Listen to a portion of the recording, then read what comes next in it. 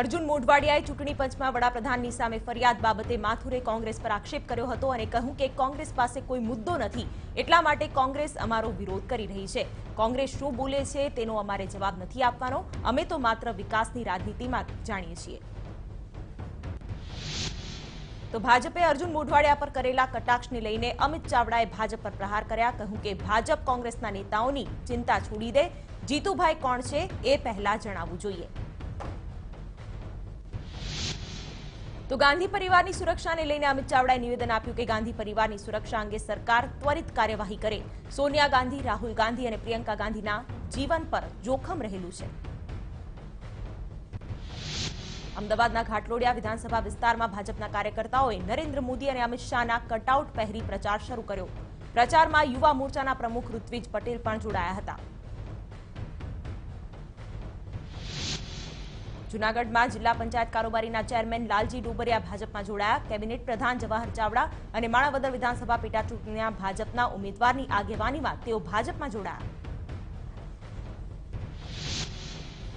સુરેન્દ્રનગરમાં મુખ્યપ્રધાન વિજય રૂપાણીએ સભાને સંબોધન કર્યું. સુરેન્દ્રનગર લોકસભા બેઠક જીતવા માટે સીએમ રૂપાણીએ સભામાં કોંગ્રેસ પર આકરા પ્રહારો કર્યા. આ સભામાં મોટી સંખ્યામાં ભાજપના કાર્યકરો અને લોકો ઉપસ્થિત રહ્યા. ખેડાના માતરમાં કોંગ્રેસના ઉમેદવાર બિમલ શાહના કાર્યાલયનો પ્રારંભ કરાવ્યો. કાર્યાલયના પ્રારંભમાં શહેર ભાજપ પ્રમુખ સહિત 25થી વધુ કાર્યકરો કોંગ્રેસમાં જોડાયા. મહેસાણાના બહુચરાજીમાં કોંગ્રેસના કિરીટ પટેલ ભાજપમાં જોડાયા. ભાજપના ઉમેદવાર શારદા પટેલના પ્રચાર કાર્યક્રમમાં તેઓ ભાજપમાં જોડાયા. કિરીટ પટેલે ત્રીજી વખત પક્ષ બદલ્યો છે. મહત્વનું છે કે કિરીટ પટેલ બહુચરાજી 72 કડવા પાટીદાર સમાજના પ્રમુખ પણ છે. બનાસકાંઠાના પાલનપુરમાં અંબિકાનગર 50 ક્વાર્ટરમાં રોડ રસ્તાના કામો ન કરાતા ત્યાંના રહીશોમાં આક્રોશ જોવા મળ્યો. તેથી રહીશોએ રોડ નહીં તો વોટ નહીંના બેનર લગાવ્યા છે. આણંદના ચરોતર મોટી 27 પાટીદાર કેળવણી મંડળે 2019માં રજત જયંતિ પર્વની ઉજવણી કરી. ચાંગામાં આવેલા ચારુસેટ કોમ્પ્લેક્સમાં રજત પર્વની ઉજવણી કરાઈ. આ પ્રસંગમાં ચમોસથી ચારુસેટ અવિરત સહિયારી વિકાસ યાત્રા ગ્રંથનું મહેમાનોના હસ્તે લોકાર્પણ કરવામાં આવ્યું. ઉજવણીમાં નિર્મા ગ્રુપના ચેરમેન, ઝાયડસ કેડિલા ગ્રુપના એમડી સહિતના મહેમાનો હાજર રહ્યા. અમદાવાદના જુહાપુરામાં સોનલ સિનેમા નજીક બિલ્ડરે હવામાં ફાયરિંગ કર્યું. જમીન વિવાદને લઈને ચાલી રહેલી તકરારમાં બિલ્ડર મિનેશ પટેલે ફાયરિંગ કર્યું. અન્ય બિલ્ડરની પત્ની અને 2 યુવકોએ ગાળાગાળી કરી પથ્થર ફેંકતા બિલ્ડર મિનેશ પટેલે સ્વ બચાવમાં હવામાં ફાયરિંગ કર્યું હોવાનું જણાવ્યું. સોનલ સિનેમા નજીકની જગ્યાનો લાંબા સમયથી બંને બિલ્ડરો વચ્ચે વિવાદ ચાલી રહ્યો છે, જેને લઈને અગાઉ પણ 2 વખત બંને પક્ષો વચ્ચે માથાકૂટ થયેલી છે. હાલ બંને પક્ષકારોએ સામસામે ફરિયાદ કરી છે. ઉપરાંત જમીન વિવાદ માટે કોર્ટ કાર્યવાહી પણ ચાલી રહી છે.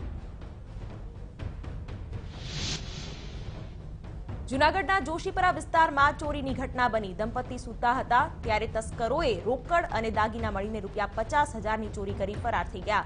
જોકે તસ્કરો સીસીટીવીમાં કેદ. પોલીસે આરોપીઓને ઝડપવા તજવીજ હાથ ધરી.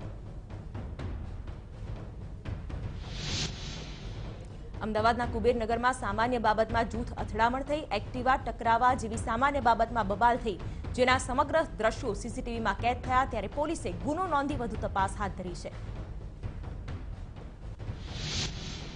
અમદાવાદના મકરબા વિસ્તારમાં ઝૂંપડપટ્ટીમાં આગ લાગી. મકરબાના ટાઇટેનિયમ બિઝનેસ પાર્કના કન્સ્ટ્રક્શન સાઇટના ઝૂંપડાઓમાં આગ લાગી હતી. આગને કારણે 10 જેટલા ઝૂંપડા બળીને ખાખ થઈ ગયા. 4 ફાયર બ્રિગેડ ઘટના સ્થળે પહોંચ્યા. ભાવનગરમાં અલંગ શિપ બ્રેકિંગ યાર્ડમાં આવેલા જહાજ પર યમનનું નાગરિકત્વ ધરાવતા 2 ક્રૂ મેમ્બર્સ વચ્ચે માથાકૂટ સર્જાઈ. જે મામલો આખરે હત્યામાં ફેરવાયો હતો. જહાજ અલંગ ખાતે આવી પહોંચતા પોલીસે મૃતદેહને પોસ્ટમોર્ટમ માટે મોકલી આપ્યો હતો અને આરોપી વિરુદ્ધ કાયદેસરની કાર્યવાહી હાથ ધરી. અરવલ્લીના મોડાસાની રાજેન્દ્રનગર ચોકડી પર અકસ્માત સર્જાયો. એક ટ્રેલરે રોડની સાઈડ પર ઉભેલી કાર અને વિદ્યાર્થીને અડફેટે લીધા હતા, જેમાં રોડની કિનારીએ ઉભેલા વિદ્યાર્થીનું મોત થયું છે.